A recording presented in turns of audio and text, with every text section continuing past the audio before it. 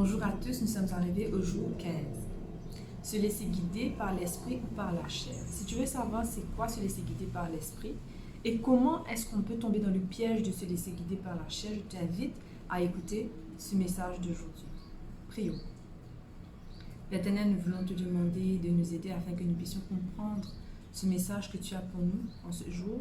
Nous te demandons pardon pour tous nos péchés, nos manquements, que rien ne nous sépare de toi. Nous te demandons ton Saint-Esprit afin que ce message puisse agir en nous, nous aider dans les décisions que nous avons à prendre chaque jour. Au nom de Jésus, nous t'en prions. Amen.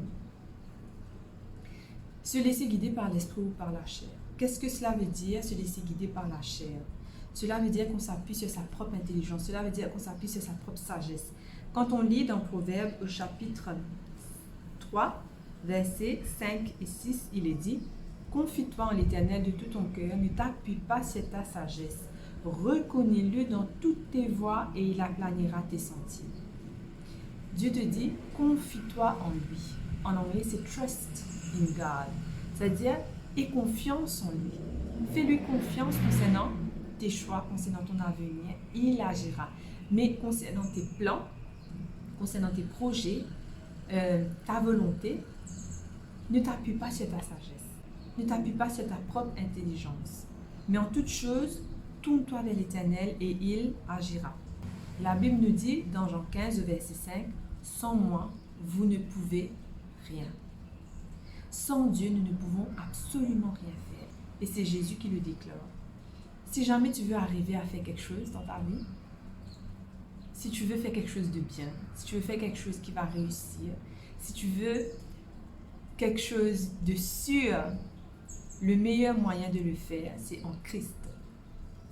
Je vous invite à lire avec moi le psaume 127, qui est un psaume qui est court, mais riche en enseignements. Il est dit dans le psaume 127, « Si l'Éternel ne bâtit la maison, ceux qui la bâtissent travaillent en vain. Si l'Éternel ne garde la ville, celui qui la garde veille en vain. » Dieu te dit, laisse-moi bâtir. Laisse-moi être l'architecte. Laisse-moi faire à ma façon. Laisse-moi choisir pour toi. Et tu seras sûr que ça ira. Et il dit aussi, laisse-moi bâtir et c'est moi qui vais garder aussi la ville. Ça veut dire que Dieu, le projet que tu as, si c'est lui qui dirige les choses, non seulement il va bâtir la chose lui-même, mais en plus, il fera en sorte de garder cette situation. Ton travail, par exemple, si tu veux un travail sûr, laisse-le te conduire pour que tu aies le meilleur travail possible. Et tu n'auras pas à lutter et à tout faire pour garder ce travail. Parce que Dieu même va faire en sorte que ce travail-là soit gardé pour toi. Dans ta relation, la même chose. Laisse l'Éternel bâtir ta relation. Laisse l'Éternel te conduire. Laisse-le faire les choses. Laisse-le le contrôle dans ta vie. Et tu verras que tu n'auras aucun souci à te faire. Parce qu'il dit, il va bâtir la relation, mais il va aussi garder la relation. Ça veut dire qu'il fera en sorte que vous soyez ensemble, mais en plus, il fera en sorte que vous ne vous séparez pas. Il va faire en sorte de garder votre relation. Si jamais il y a des soucis, si jamais il y a des différends, si jamais il y a des malentendus, il y a des difficultés, il fera en sorte que la relation sera gardée. Mais pour cela, il faut qu'il soit au centre. Il faut que ce soit lui qui bâtisse. Et il dit aussi, en vain vous levez-vous le matin, vous couchez-vous tard et mangez-vous le pain de la douleur. Il en donne autant à ses bien-aimés pendant leur sommeil. Là, il est dit que si jamais tu bâtis toi-même les choses, si tu essayes de garder les choses toi-même, ça veut dire c'est un travail, que ce soit un projet d'aller à l'étranger, de s'installer quelque part, d'acheter une maison, d'acheter une voiture, de bâtir une relation. Si tu fais toutes ces choses-là par toi-même, qu'est-ce qui va se passer? C'est que tu ne dormiras pas. Et tu vas te réveiller tout le matin parce que tu ne dormiras pas en paix. Et Dieu te dit que si tu veux avoir la paix, si tu veux être tranquille, laisse-le faire les choses. Et toi, tu pourras dormir parce qu'il a dit ici, il en donne autant à ses bien-aimés pendant leur sommeil. C'est-à-dire que c'est lui qui bâtit pendant que toi tu dors. C'est lui qui garde la situation alors que toi tu dors. Comment le laisser diriger nos vies? Comment le laisser faire sa volonté dans nos vies? Il est dit que par nos prières, Nous devons nous laisser conduire par Dieu. Néhémie au chapitre 1er nous montre qu'il va essayer de rebâtir les murailles de Jérusalem et les portes qui étaient en cendres. Mais devant cette situation qui paraît énorme, parce qu'il y a eu tellement de dégâts et que humainement parlant, il y avait très peu de personnes qui étaient disposées à bâtir Jérusalem, à demeurer à Jérusalem. Et ils voyaient cette situation impossible. Ils voyaient, mais comment rebâtir ces ruines? Comment réparer les portes? Et Néhémie va faire 3 choses. Néhémie va faire une prière. Néhémie 1er au verset 6, il dit que ton oreille soit attentive, que tes yeux soient ouverts. Écoute la prière que ton serviteur t'adresse en ce moment, jour et nuit, pour tes serviteurs, les enfants d'Israël, en confessant les péchés des enfants d'Israël, ne pécher contre toi, comme moi et la maison de mon Père, nous avons péché. Alors nous voyons 3 éléments dedans. Nous voyons l'élément de la prière, nous voyons l'élément du jeûne, parce que plutôt nous voyons qu'il va jeûner, et il va aussi le faire jour et nuit. Il va prier jour et nuit. Il va méditer la parole de Dieu jour et nuit. Il va confesser ses péchés. Il va demander pardon pour ses péchés. Il va soumettre la situation entre les mains de Dieu. Il va conclure en disant, au verset 11, « Ah Seigneur, que ton oreille soit attentive à la prière de ton serviteur et à la prière de tes serviteurs qui veulent craindre ton nom. Donne aujourd'hui du succès à ton serviteur. Fais-lui trouver grâce devant cet homme, jeté à l'eau et chanson du roi. » Néhémie va prier. Il va prier, il va jeûner, il va passer du temps dans la méditation, jour et nuit en la présence de Dieu, et il va confesser ses péchés. Ça, ce sont les éléments que nous pouvons voir pour demander à Dieu de nous guider.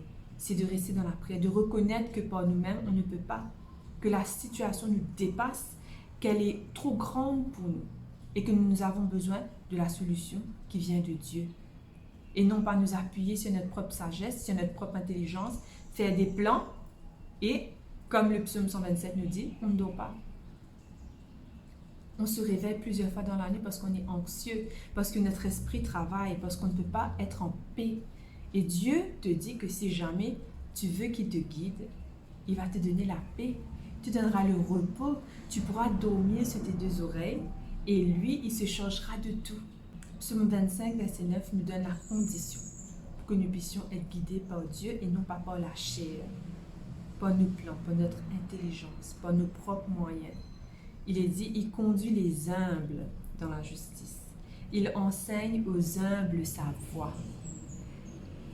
Si nous pensons que nous sommes tellement intelligents, que nous sommes tellement sages, que nous avons tellement d'expérience en la matière, que nous savons déjà tout, que nous n'avons besoin de personne, que nous pouvons diriger nos vies et tous les aspects de nos vies nous-mêmes, Dieu ne peut rien pour nous. Si nous réalisons notre petitesse, si nous réalisons que nous sommes incapables, que devant cette situation nous sommes impuissants, c'est à ce moment-là que Dieu peut intervenir parce qu'il va te montrer la voie. Et il faut de l'humilité pour pouvoir reconnaître la voie de Dieu. Et si tu es humble, tu vas voir que Dieu va te conduire dans la voie où tu dois marcher. Ésaïe 30, verset 21 nous dit « Tes oreilles entendront derrière toi la voix qui dira « Voici le chemin, marchez-y, quand vous iriez à droite ou vous iriez à gauche. » Dieu, par sa voix, te dira où aller. Il faut être à l'écoute. C'est pour ça qu'il est important de rester en prière. C'est pour ça qu'il est important d'étudier la parole de Dieu, de suivre ses instructions et de se laisser conduire par lui. Quand tu remets la situation entre la main de Dieu, quand tu le laisses le contrôle, tu le laisses diriger, tu le laisses conduire, tu suis simplement. Comme les enfants d'Israël dans le désert, il y avait la colonne de nuée dans la journée et la colonne de feu dans la nuit pour les guider vers la terre promise.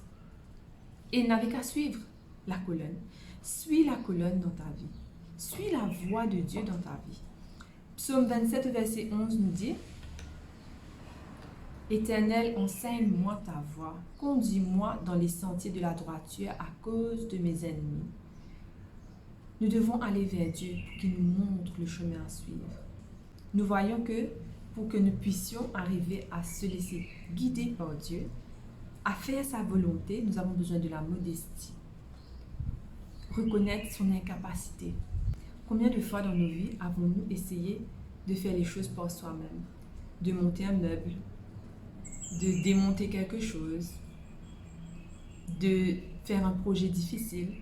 Et au final, on a tout gâché et on s'est senti mal, on s'est senti désespéré parce qu'on n'arrivait pas à faire les choses, on n'était pas à la hauteur. Dans la vie, quand nous ne pouvons pas, Dieu lui peut. Il peut agir, il peut intervenir dans ta vie. Il connaît comment faire que cette chose réussisse. Mais il faut simplement se tourner vers lui et il le fera pour toi. Il faut de la modestie. Donc. Il faut reconnaître que tu es impuissant devant certaines situations. Il faut reconnaître que tu as tout essayé mais que ça n'a pas marché. Tu dois avoir de l'humilité.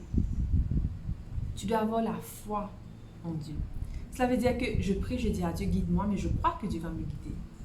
Je crois qu'il va me conduire. Je vais reconnaître sa voix parce qu'il va me dire, voici la voie, marche dans cette voie-là. Ce sera clair. Peu importe quelle situation dans ta vie où tu as besoin d'être guidé, Dieu va te guider clairement, tu n'auras aucun doute à avoir. Il ne faut pas se précipiter. Chaque chose en son temps.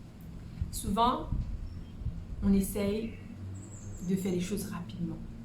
On a peur qu'attention, ça aille mal à un moment ou que ça dégénère à un moment. Mais ne te précipite pas. Prends ton temps. Prie et attends. Et ça, c'est quelque chose de très difficile. Parce que quand nous avons prié pour être guidés par Dieu, il faut attendre qu'il nous montre. Il faut attendre qu'il nous guide. Il faut attendre ses instructions. Non pas devancer Dieu. Très souvent, nous sommes tentés de le devancer. Nous sentons que Dieu nous dit quelque chose et on prend l'avant et on prend les devants et on fonce. Mais au final, ce n'est pas du tout ça que Dieu veut pour nous. Alors prends ton temps. Ne te précipite pas. Reste en paix. Reste dans le repos et médite sur la parole de Dieu. Quand Isaac attendait sa femme dans Genèse au verset 24, son serviteur est allé chercher Rebecca et lui, il était dans les champs en train de méditer sur la parole de Dieu. Médite sur la parole de Dieu. Laisse Dieu calmer ton cœur, calmer ton âme, t'apaiser et se charger de tout lui-même. Il faut attendre ses instructions et ses instructions se trouvent dans sa parole. Parce que très souvent on veut être guidé, oui, on veut reconnaître ses instructions, on veut entendre cette voix, mais où est-ce qu'on l'a? C'est à travers sa parole. Soyez attentifs à la parole de Dieu. Dieu nous appelle à dépendre entièrement de lui, même dans notre vie personnelle, dans nos projets, dans nos envies, nos plans. Nous pouvons nous tourner vers Dieu et il va agir. Peu importe quelle est la situation qui te tracasse, peu importe quelle est la situation que tu vis en ce moment, tu peux faire confiance à Dieu, même dans ta vie personnelle. Dis-lui ce que tu ressens. Dis-lui ce que tu penses, dis-lui ce que tu veux, et ensuite tu lui dis, mais Dieu, est-ce que c'est ça que tu as comme plan pour moi? Et il va agir, il va te guider. Il va te guider aussi, mais il va transformer ton cœur, afin que tu sois prête ou prêt à faire sa volonté dans ta vie. Malheureusement, nous pouvons prier, nous pouvons attendre les instructions de Dieu, nous pouvons avoir entendu les instructions de Dieu, mais on ne le laisse pas diriger les choses. Quelquefois, on peut même croire connaître la volonté de Dieu. On peut croire que, ok, c'est ça que Dieu me demande de faire et c'est bon, c'est ce que je vais faire. Mais c'est encore s'appuyer sur ses propres forces. Psaume 106, verset 13 nous dit « Mais ils oubliaient bientôt ses œuvres. Ils n'attendirent pas l'exécution de ses desseins en parlant du peuple d'Israël. » Très souvent, le peuple d'Israël a fait les choses à sa façon. Il faut faire très attention parce que il faut toujours être à l'écoute de la voix de Dieu. Lorsqu'ils vont aller dans la terre promise, dans la Canaan terrestre, il y avait des ennemis. Et Dieu va les dire, allez-y, vous allez entrer en possession de la Canaan. Alors qu'il y avait 12 espions qui sont partis voir le terrain, qui sont partis voir le pays, seulement 2 vont être positifs. Les 10 autres vont exagérer tous les problèmes. Ils vont dire non, c'est pas possible, c'est comme ça, il n'y en a aucune chance. Et au final, Dieu va les dire, bon, retournez dans le désert parce que vous n'êtes pas prêts pour entrer dans la terre promise, dans la Canaan terrestre. Et après cela, ils vont réaliser, oh non, retournez dans le désert, je ne suis pas prêt pour ça, je ne veux pas ça. Et là, ils vont dire, non, on est prêt, allons attaquer. Et lorsqu'ils vont attaquer les Cananéens vont rouler des pierres sur eux. Ils vont gravir une colline et les pierres vont les écraser. Ce sera un massacre. Pourquoi? Avant, Dieu les avait dit, allez à Canaan. Mais à cause de leur attitude, parce qu'ils ont montré qu'ils n'étaient pas prêts, Dieu va les dire non, tu ne vas pas à la Canaan parce que là, tu n'es pas prêt. Tu n'as pas la foi encore. Donc retourne dans le désert, ensuite tu reviendras à la Canaan quand tu seras prêt. Mais ils ne vont pas écouter les instructions. C'est-à-dire qu'à chaque pas, il faut écouter, il faut être attentif à ce que Dieu nous dit et il va nous montrer clairement quel est son plan. N'aie pas peur, ne crains pas, sois en paix, repose-toi dans le Seigneur.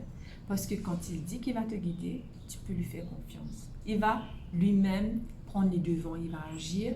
Tu n'auras simplement qu'à le suivre et à le laisser diriger ta vie. Tu n'auras absolument rien à faire. Tu pourras dormir tranquillement. Comme je disais, parfois, on peut croire qu'on connaît la volonté de Dieu par rapport à certaines situations. 1 plus 1 égale 2. Donc, on se dit, ça doit vouloir dire ça.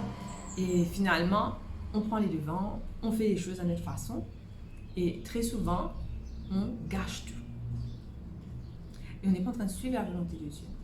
Alors, que veut dire suivre la volonté de Dieu? Ce n'est pas s'appuyer sur nos expériences personnelles du passé. Le livre nous dit, c'est ce qui arrive quand nous pensons connaître la volonté de Dieu, puisque nous avons la Bible, les expériences du passé, un bon règlement et de bonnes habitudes. Nous pensons pouvoir discerner la volonté de Dieu, mais il peut y avoir des enseignements bibliques que nous n'avons pas compris. Si nous n'entendons pas les instructions divines, ce sont nos pensées charnelles qui vont nous conduire. D'où la raison pour laquelle nous devons attendre les instructions de Dieu. Nous devons être prêts à suivre la volonté de Dieu. Nous devons être prêts à être guidés par la volonté de Dieu. Ne soyons pas têtus. Humainement parlant, nous sommes très têtus de nature, têtus comme des mules. Mais si nous voulons pouvoir être guidés par Dieu, nous devons ne pas être têtus. Nous devons être souples. Je suis prête à toutes circonstances. Je suis prête à toute éventualité. Je me laisse simplement guider par Dieu. Proverbe 16, verset 25 nous dit, « Telle voie paraît droite à un homme, mais son issue, c'est la voie de l'amour. » La raison pour laquelle nous devons être guidés par Dieu, c'est parce que parfois, ce qu'on pense être bon peut nous nuire, peut nous détruire. Un travail qui n'est pas le meilleur travail que Dieu veut pour nous, peut nous détruire. La relation que Dieu n'a pas prévue pour nous peut nous détruire. Un environnement où nous achetons une maison peut nous détruire si nous avons un mauvais voisinage. Il y a tellement de choses où il y a un envers qui est caché. Dieu connaît toutes ces choses, c'est pour ça que nous devons lui faire confiance. Parfois, nous voulons faire notre volonté et puis nous sommes déçus. Tout comme là, je vous ai parlé précédemment de cela. Alors, fais confiance à Dieu. Ne t'appuie pas sur ta sagesse. Ne t'appuie pas sur ta force. N'essaye pas de prendre les devants, mais attends-toi simplement, humblement à Dieu et tu verras qu'il te conduira. Prions. Père éternel, nous te remercions pour tes grâces, tes bénédictions que tu nous accordes. Merci pour tes paroles qui nous donnent de l'aide, qui nous aident à avancer, qui nous aident à prendre des bonnes décisions, à avoir la paix, à avoir le repos. Nous voulons te soumettre tous nos plans, nos projets, afin que ta volonté se fasse dans nos vies. Pardonne-nous si parfois nous sommes têtus, pardonne-nous si parfois nous avons des préjugés. Nous voulons simplement nous abandonner à toi. Nous voulons t'écouter et nous laisser conduire par toi.